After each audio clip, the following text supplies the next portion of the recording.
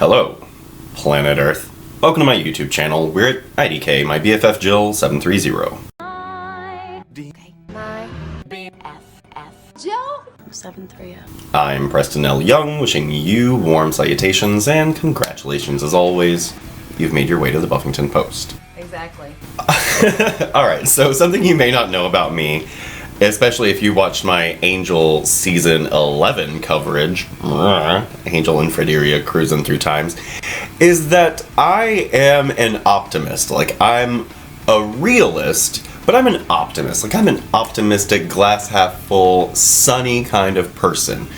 One of the coworkers I used to have used to always refer to me as Positive Preston, and I would like to think that that's true. And so last month, I came on and I was like, it's the end of the world, Buffy season 12 is gonna be the end of fucking everything, blah blah blah, which honestly I believe is a little realistic. Like, let's not get it twisted. Like, I stand by what I said. However, there could be a grand upside to all of this. And so what I wanted to come on today and say is, you know, there might be a bright side to season 12 and the end of the season structure. And so today, we're going to explore that bright side of season 12. Here we go. You ready? Be optimistic, don't you be a grumpy. When the road gets bumpy, just smile, smile and be happy. Your troubles can't be as bad as all that. When you're sad as all that, no one loves you. Be optimistic, don't you be a mourner. Brighten up that corner and smile, smile. Don't wear a long face, it's never in style. Be optimistic and smile. So I've addressed being a Buffy apologist, like a Buffy comics apologist, a Buffy the pregnant barista robot apologist, like, sorry, but I like Buffy, and I think that usually what it does is very smart, and the comic book version of Buffy is even more meta than the television show part of Buffy. You know, Buffy did end, but then it came back, you know, the positives. And so my favorite thing about the Buffy comics is that we have a lot to explore, and I don't want to come across as like, oh, I'm just super positive about everything and I'm not going to have anything negative to say in this video, because that's just not true and it's just not me. So take all the positives with like a block of salt. You dig? Like, some stuff is just kind of not gonna be great. But the Buffy comics, I remember in season 8 I felt so much more connected to the characters than I ever really had before, because we had these kind of inner monologues of first Buffy, and then later on like Giles and Xander, and we have Faith's inner monologue, and it's just so interesting to actually be able to go into the characters' minds, and that's something that we really went away from in season 9, which I don't really appreciate. I like the inner monologue. I like what's going on in Buffy's head. I like, especially like in the opening of season 8, that Buffy is telling us what her experience is. And so I feel like the fact that we went away from that in the middle-ish of season 9, I want to say that the last time Buffy swears is when she says, "I'm a fucking robot." And I want to say that that's the last of our like Buffy inner monologue. I could be wrong. There could be something in the guarded storyline, but I think for the most part, we abandon the sex, swearing, and cigarettes right around the time that we abandon the inner monologue, and I really appreciated that. But my point here is, I feel like if we abandon the season structure, we can get back to the characters. We can go back inside of Faith's head. We can go back inside of Buffy's heads. We can go inward rather than outward. It feels a lot like the Buffy comics were trying to go outward, when really they had it there in season 8, and that was, you know, going into the character. You know, we have to kind of like be with our character in the situation that they're in, and the season 8 comics were really good at establishing what's going on within the minds of our different characters, and I think that is what we could do going forward. If they're going to abandon the season structure, then we could have much more personal books. And the other thing about this is, the more personal the book, the more it matters to you, and the more it matters to that character. If you can really go on this journey with them, it's just that much more impactful, you know what I mean? And so I think that if we abandon the season structure, as we've been told they're going to do, then we could have much more personal stories, especially if they are doing it kind of in 4-issue one-off series or mini-series.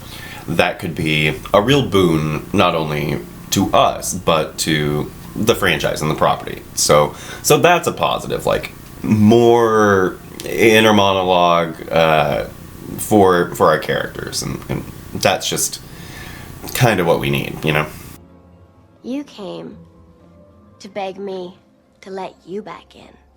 Now, speaking of Season 9, Season 9 did something that was really kind of great, in my opinion, for the verse. We not only had Buffy Season 9 proper, and then we also had Angel and Faith Season 9 proper, but within Season 9 we had 2 miniseries. We had the Willow Wonderland book, and we also had the Spike A Dark Place book. Now, Spike A Dark Place, you know, it hits and it misses more than it hits, but it does hit and it does miss, and we, again, just get to go on a journey with Spike. But more importantly, the Willow book is really beautiful, and it goes so deep into the inner life of Willow. And if those are the kind of books that we can expect after Season 12 is done, then I'm all for that. My main problem with ending the season structure is simply that I feel like nothing's really gonna matter. I feel like there won't be any weight to anything. I feel like nothing will carry weight, and I need things in the Buffyverse to weigh something. I need them to matter.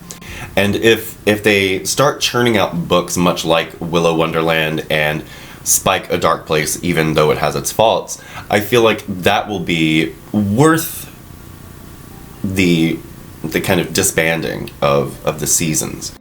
And so, that's something that we could really, really explore. And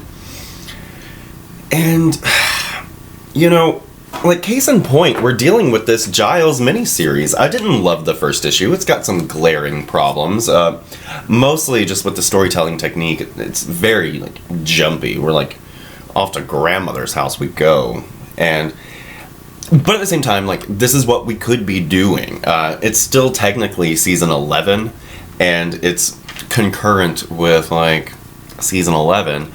And even though Giles is aged up a lot, it would seem, by this other artist, it's still taking place within the Season 11 timeline. And so this is what we could get out of the post-Season 12 books. We could get a Giles focus. We could get a Faith focus. We could finally divorce Faith from Buffy, but also from Angel.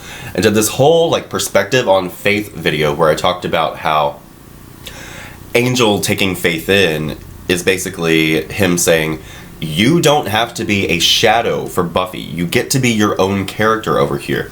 But when we immediately have 2 straight seasons of Angel and Faith, we also need to divorce Faith from Angel and stop being Angel's shadow or foil, if you will, or just a different version of Angel, the chick Slayer version of Angel. That's all well and good, and I love the way that Angel and Faith play off of one another, but I think we could have a Faith proper book where it's Faith dealing with Faith problems that are specifically her own.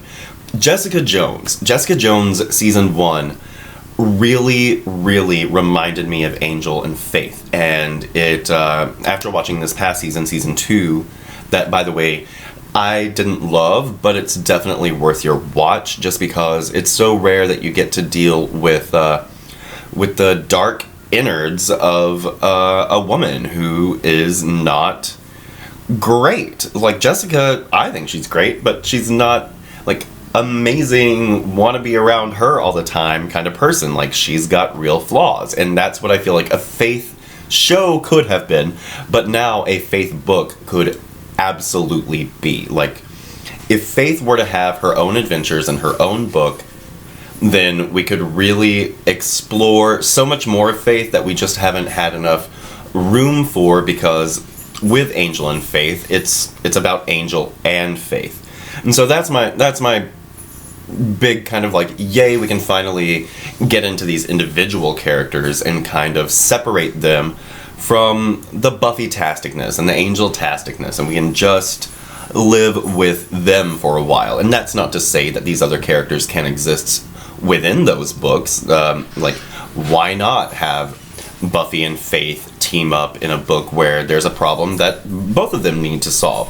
Like, there's no reason why we can't do that, but at the same time, it's really a breath of fresh air when I think, wow, Faith could have her own 4-issue mini, and it could be about her specific problems, about her ordeal, about where she stands in this world of Slayers that still exist. I do think that we also need a Deep Scan book. I know that Deep Scan kind of got folded into the U.S. military, but we could always, again, divorce the U.S. military from Deep Scan. And I want to explore, again, the world of Slayers that we've created out there. Like, there is a world of Slayers, and they are not going anywhere. Now, we will have to look at season 12 and see if, like, Frey and everything in her future is really going to, like, if we're going to figure out how, like, the Slayers stopped existing, etc., etc. But in the meantime, we've got all these Slayers out there in the world. Why aren't we playing with them? Why aren't we in their heads? So that's something that we could explore. We could actually have a Xander and Dawn book. Just Xander and Dawn living their lives. And maybe that sounds boring to you, but I think it sounds fascinating. Like, there's so many possibilities. And the thing is, like, the Angel books, like Angel at IDW published a fuck ton of Angel books. Like, there are so many. There's so many. They had, like, more puppet stuff. They did, like, this puppet Spike thing. You remember when Angel was a puppet in, oh fuck, it's the Smile Time episode. I know you're probably, like, angry at me for not remembering, but anyway, like, the Smile Time episode, like, Puppet Angel, and in the comic books they had, like, this Puppet Spike, and I didn't read them because, again, like, the mattering and how they don't matter. But then even, like, you had Angel After the Fall, which was, like, an official continuation of Angel post season 5, post Not Fade Away. And like, after Angel After the Fall, there was the Aftermath, and then they just kept on cranking out these IDW Angel books until Angel got folded back into Dark Horse proper. But, like, they had so many books, and the thing is, we could do that. Like, we could have so many Buffy books. We could have so many books. But again, with the mattering and the not mattering, because a lot of the IDW Angel stuff, I don't think matters. You know? It doesn't really matter.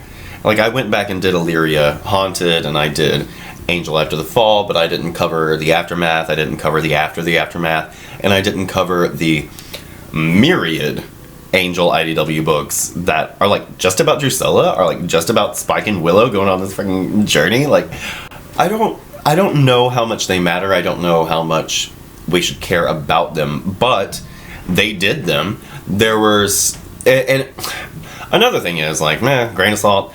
The other thing is, Angel ended so abruptly that it didn't really have the time to kind of wrap up, and so there was a real clamoring. Like, the fandom really wanted those Angel books, even if they didn't technically matter. They wanted them, and, like, as a Buffy fan, like, I want Buffy books if they matter, if they count into the canon, if they continue the story. If they don't, I'm not here for it.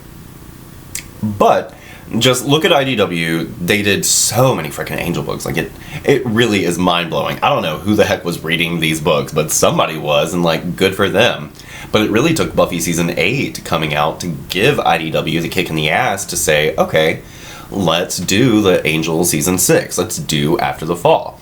And, like, that's amazing. And so we could have so many books. We could have so many books. And it's really kind of mind-blowing. Is it difficult or time-consuming? The one thing that I will say is kind of scary about it is the frequency of the books.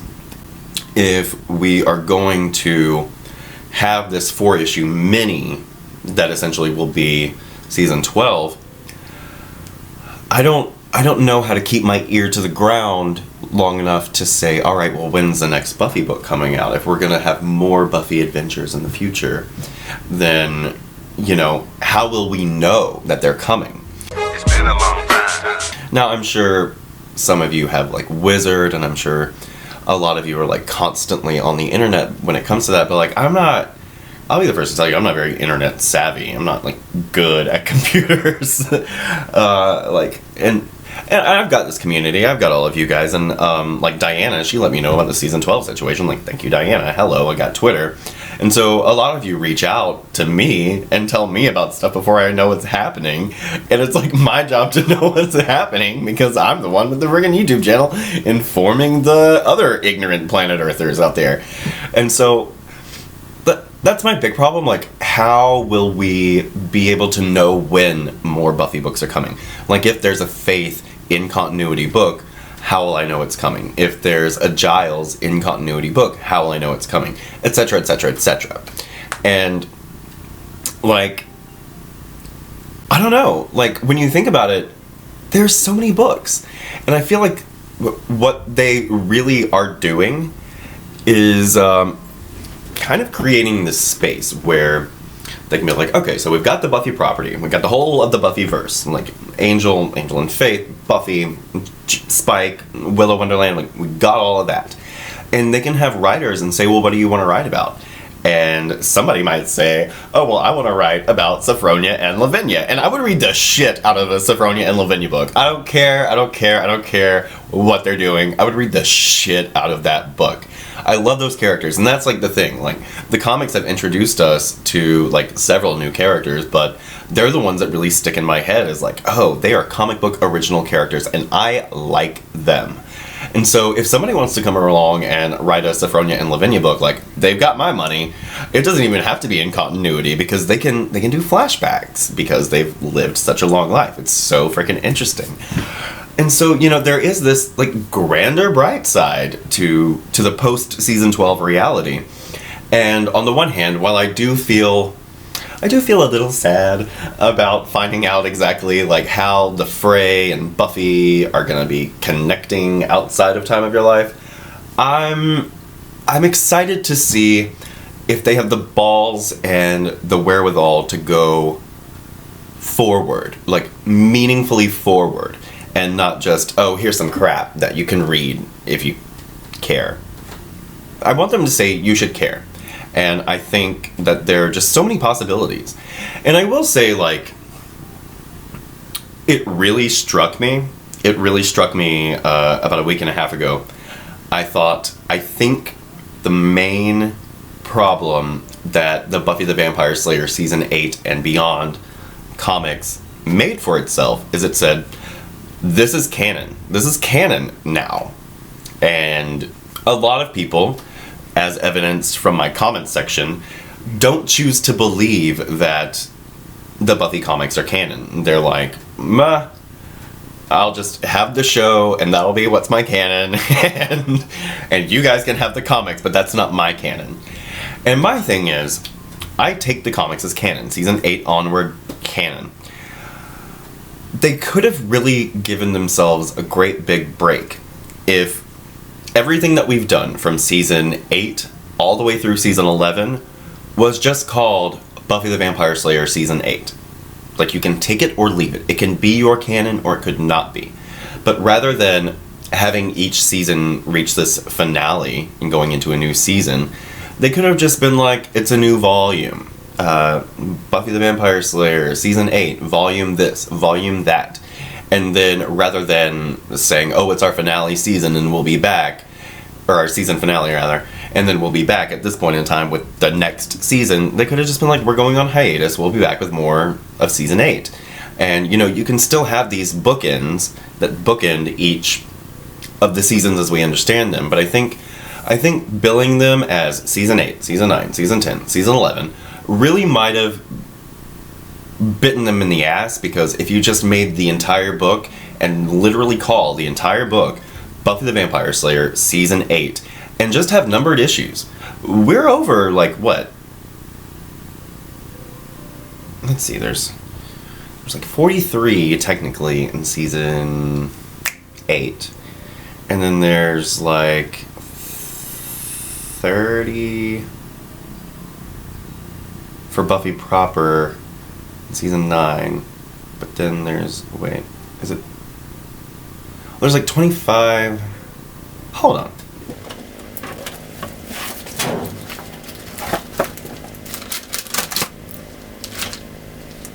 Yeah, there's 25 Buffys and there's 25 Angels, which makes 50 altogether. And so then add that to the 43, you got 93, plus the Willow and Spike, that's going to be 103.